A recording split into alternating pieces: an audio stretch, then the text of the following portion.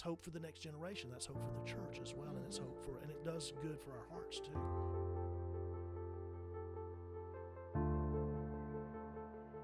So, hi, we're starting episode 6 of Lenten Conversations. We're here. I'm Deacon Jerry Dubuisson. This is my wife, Candy, and we're from St. Thomas the Apostle Parish in Long Beach. And today we're going to be talking about some of our experiences as a married couple, going into Holy Week as we're doing, talk about Lent and our Lenten experiences a little bit. We're going to talk about hope as a married couple and maybe how hopefully we could give some other couples tips on what we've experienced and what we've learned, and just going forward from there. And as we talk about Holy Week, explain a little bit Holy Week, how it used to be before I was ordained as a deacon for us. Holy Week has always been a special week for me because that's the Saturday vigil masses when I came into the church, and I was baptized, confirmed, and all that at one time. And so it's always been a special Saturday evening mass for us. So we've always gone to that mass.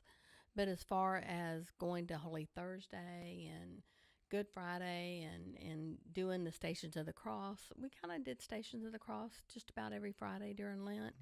And of course confession and stuff like that. But I think for us it really kicked into play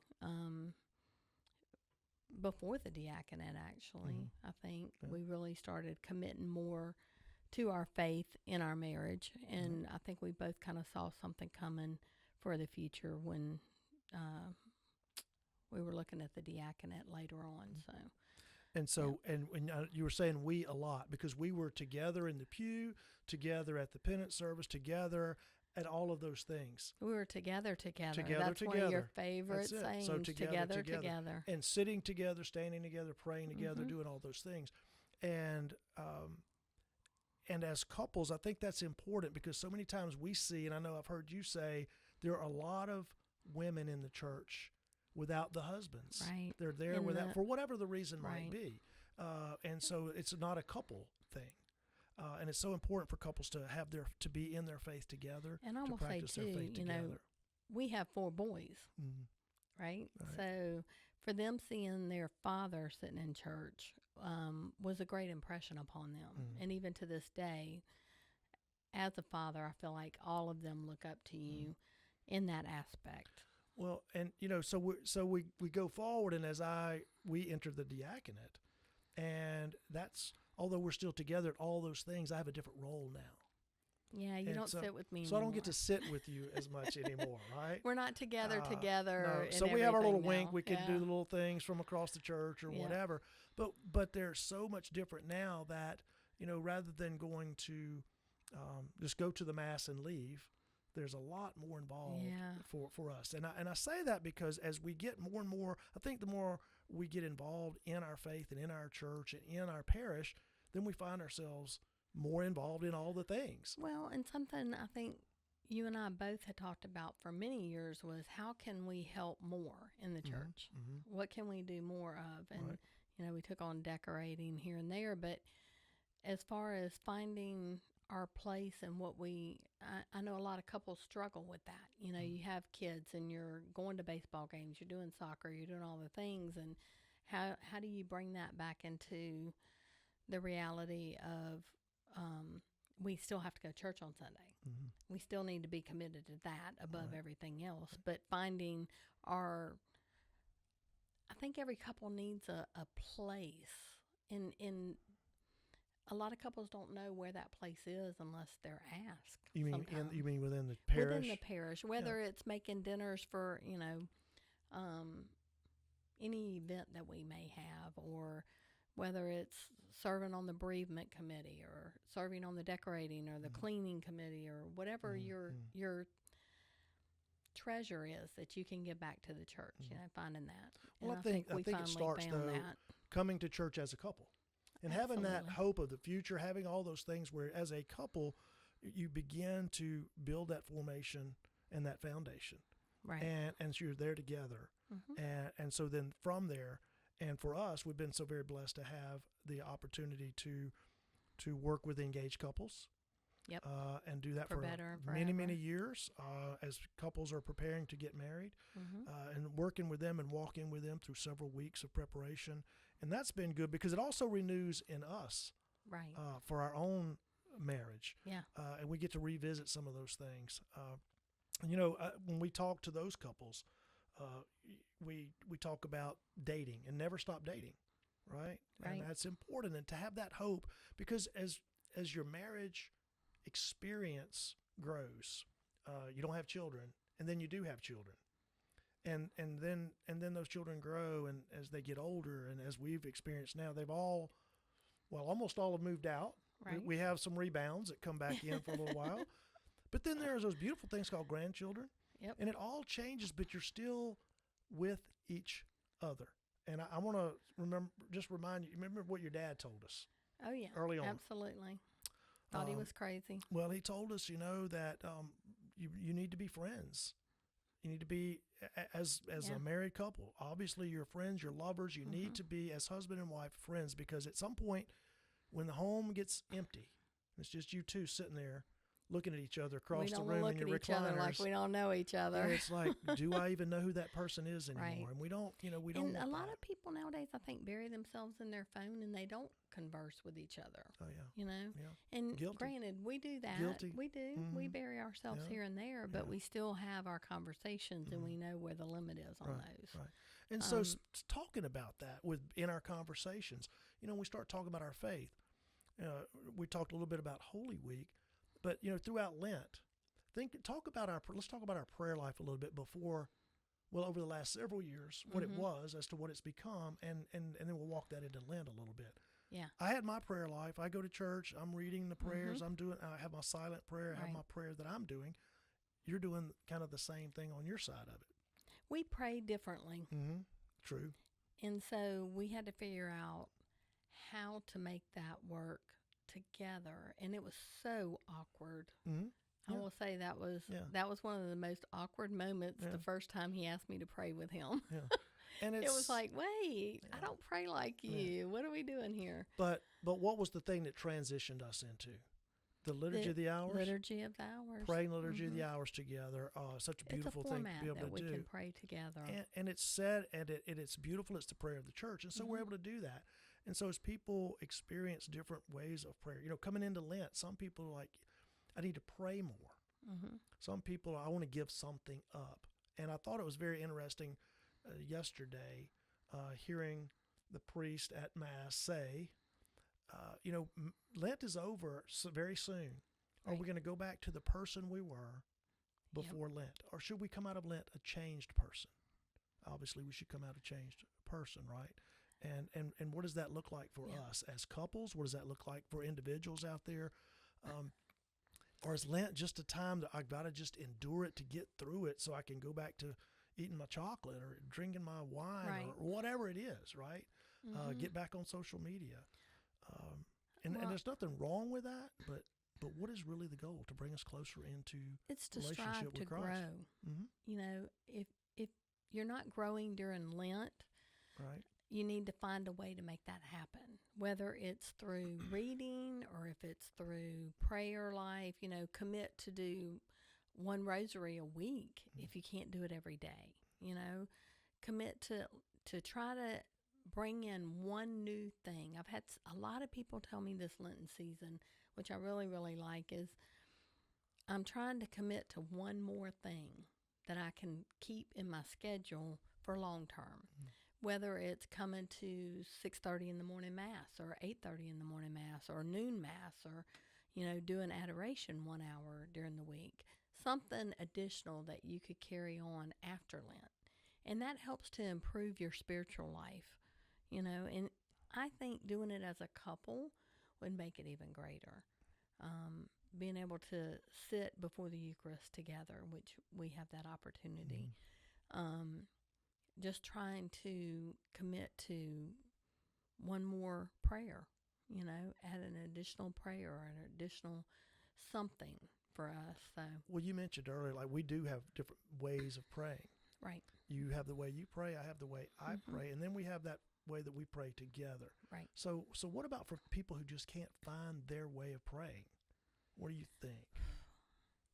That was a tough one for me. I actually had someone tell me when they found out I was a convert into the faith, they were like, well, I kind of envy you. And I'm like, first off, we don't envy, but okay, what? And they said, well, you learned how to pray. And I was like, do you not realize what you have here in our own church? The prayers, the beautiful prayers that we're blessed with. You know, just learning them and speaking them regularly. The St. Michael prayer, you know, the rosary is the most beautiful prayer for me. And I just think that you have to find that moment to sit and pray, you know, create a prayer closet or a prayer altar or whatever you need to do, but, you know, which we've and you have to find your way to keep in touch. And as you know, before we sat down, I had to turn my phone, the alarms off, because I have throughout the day, my phone alarms just go off all day just to remind me for a quick prayer, right? Just to touch base back real quick. And you know, whatever it is that works for people. And if you start that process maybe in Lent, if you start it in Holy Week, or you start it next week, but begin that process. Right. And as a couple, you know, I think it's so important for couples to pray together. As we talk with our young engaged couples, you know, begin to pray together. It's going to feel awkward at first for some, but to do that and have that opportunity to spend some time in prayer and worship together and bring yourselves closer to God. I think that's where the hope in marriage comes in, because through prayer, there's great hope. But when you pray together, it's eternal hope. I mean, you're living in Scripture, you're living in such a prayerful mode in life, and it's changed our relationship completely. Absolutely. And I think it's been a phenomenal change for us to see a whole different side of the hope process in our marriage, because there was times we had no hope. You know, from all the only kinds hope of was God and prayer. Well, there were medical issues, there were financial issues, all kinds of things with that. But you know, I just got back 2 days ago. I was gone 12 days. It's the longest we've ever been apart in our relationship. Do we be now? And this coming, well, in fact, Easter Vigil is our wedding anniversary. Do you remember how many? 39 years. 39 years, that's right. He's put up with me 39 years. And that's the longest we've ever been apart, was those 12 days. Right. And so I would pray in the liturgy of the hours, but I wasn't able to pray them with you. We have done it over the phone together before, you know. And so we just tell people, find a way that works for you, right? And to keep that hope. Now, you know, let's talk about, you know, in the struggling years for us, in the struggling years, you know, church was absolutely an anchor for us. Yes. And, you know, I can remember talking with Father Louis Lohan about things, you know, and he would just say, you know, do the best you can, keep doing what you're doing. Yep. And it was great to have, you know, someone that, although that wasn't a big, giant revelation, but it was an encouragement. And I think for us as couples, we need to encourage each other. Keep doing. Just keep on. Just keep trying. Stay in there and don't give up. Yeah. I think that's very, very important. I think a lot of people don't see that hope, but I think you have to come together in the Mass. You have to come together in front of the Eucharist, in front of God, and kneel and lay it out there, you know. And we've been there. We've been to the lowest of the lowest, to the I can't say the highest of the highest, because we don't know what's still there. Right. I mean, we still have many years together, so thank God. And so talking about, you know, with hope and married life, and now as grandparents, you know, and spending time with our grandchildren and watching how our son and daughter-in-law have taught our granddaughter to pray, and that's a very real part of her life, and to go to Mass with her and watch her at 4 years old, almost 4, to go in and make the sign of the cross and genuflect and do the things, right? Now, she's still a little girl, but that seed has continued to grow, that faith, and watching that. And I think that's hope for the next generation. That's hope for the church as well, and it's hope and it does good for our hearts too. Right. And she loves your deacon cross. Yeah, she does. She always likes to play with my deacon cross. You know, so what about couples who just feel like they don't have hope? It's just too hard. Life is just too hard. You know, what can we offer? What can we, you know? Well, I think, we often talk with our engaged couples about we're here for y'all throughout. Mm-hmm. If something comes up, we're here. Come talk to us. I will say, we found it's not good to talk to family about your marital situation ever. So try not to let it be a sister, a brother, a mother, a dad, or but find somebody to confide in that you can talk to. Yeah. And, I like that they feel like they can text us, call us. Mm-hmm. We're having this issue. How can you help us? Right. And we've been able to do that with several of them. So we've been blessed in that department because a lot of the roads they're going to go down, we've been down. Mm-hmm. And I will say, as you always say, if I have to wish a problem upon a married couple, it would be financial. Because you can get yourself out of that. Yeah. You may not feel it at the time, Mm-hmm. but you can get yourself out of that. The medical side, that's a struggle. Right. But there again, you just have to turn it over, So, give it to him. So we're getting close to the end of Lent. We're in Holy Week. How was your Lent? How has your Lent been compared to your other Lents in the past? This has been a powerful Lent for me. I've been doing the Padre Pio, carry the cross with Padre Pio, and I've gotten so much out of that journey, awesome. The 40-day journey with him, and things have become clear to me in a lot of situations that we've been through, seeing what the struggles he went through. So it's been a great Lent for me, other than you being gone for 12 days, but praying more and spending more time doing the rosary and awesome. And that. What about you? So this Lent, actually, I've been the opposite. This has been one of the hardest Lents I've had in a long time. And I think because of just things going on in our lives, separation, us away from each other, focused on busy stuff, exactly. Has gotten busy, in the way. and it's like I need some quiet time. I need some time to just kind of withdraw, a little retreat maybe. And so this has been a struggle. Lent has I'm not complaining, but sometimes it's just so what seems to be easy and fruitful, and sometimes it just seems to be dry. And so this Lent for me has been a little bit dry in comparison to other Lents. Now I'm not totally understanding why that's all happened. I know obviously busy, but you got to be able to retreat back away from some things, and I've caught myself going, oh wait, I'm out of my routine here a little bit, and that's part of it too. And so I want to go into routine because as a married couple, it's easy to fall into the routine, and then it gets boring. It gets monotonous. It gets to,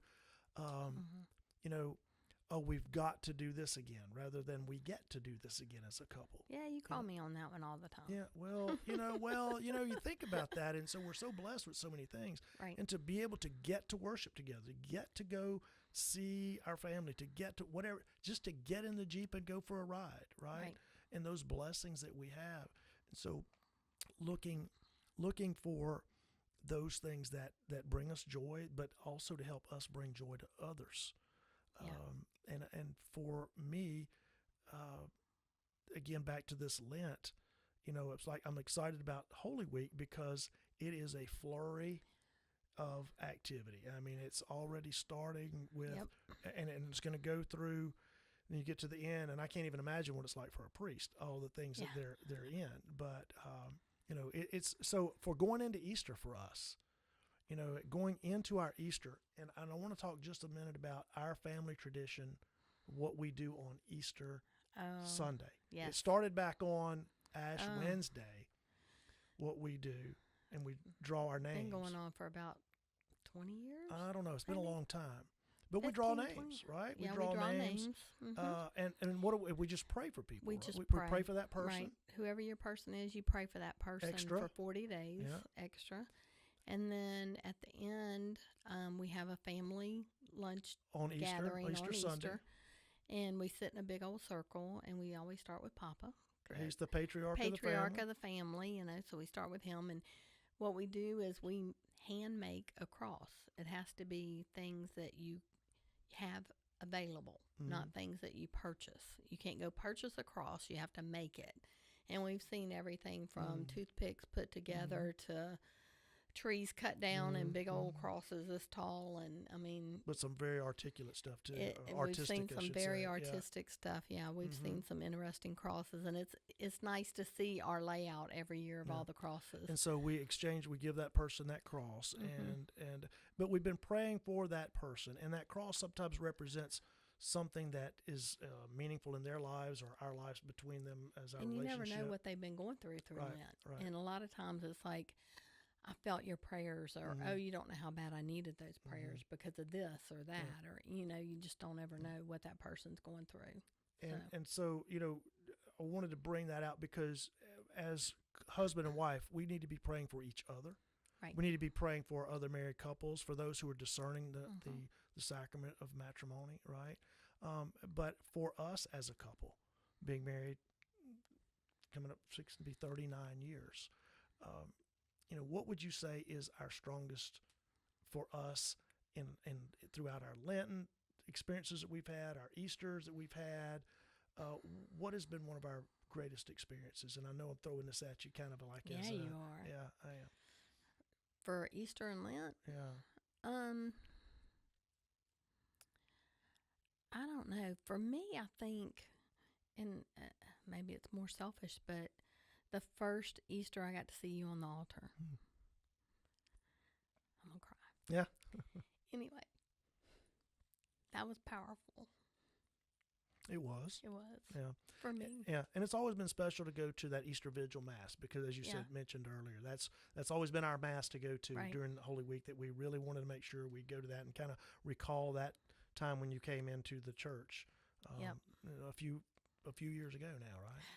Yeah. So what would you say to any couples out there, young couples, older couples, Catholic couples?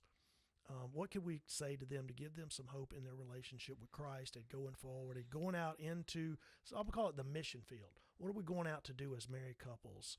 What are we trying to do, and what are we called to do? Well, I think as married couples, we really need to focus on presenting ourselves to others in the way that God presents himself to us, as love. Okay. In order to receive love, you have to give love. And, God is just so full of love. Do we give it back? And so to each other, as well as to our family, but also to parishioners who are our family. I think it's important that we give them the hope through love. It's my main focus. And I will say, I went to a really powerful weekend at our Mother of Mercy in Pass Christian, and one of the deacon wives, Miss B, gave a great weekend there, and I cannot wait for next year. But one thing I learned there was a new form of prayer, which may help others, but it was each morning. This lady said she sat down and she wrote, "Dear love, because God is love." And then she would write, "What would you have me know today?" And that has been a powerful prayer for me throughout this journey of Lent. Yeah, you came home with a cross that says "Dear Love" on it. Dear Love. I engraved "Dear Love" on it and the date. And I think it's important for us as couples too, and I agree with that. I think it's important for us to be examples for people out there in the community. As married couples, as Catholic couples who are practicing our faith, being in service to each other and service to others, but loving our God and raising our kids in the church to the best that we can. I will say one more thing I want to say real quick is in our prayer, we always remember our priest and our bishops. And the Pope. I mean, you got Praying to remember them. They're not in the married life, and they don't have that person. So we have to be their person. So we need to make sure we're praying regularly for them because, they need that hope too. They need that love from their parishioners. So, I agree. Anything else? You think we're good? I'm good. All right. Well, let's shut this thing down then. How about that, huh? Yes.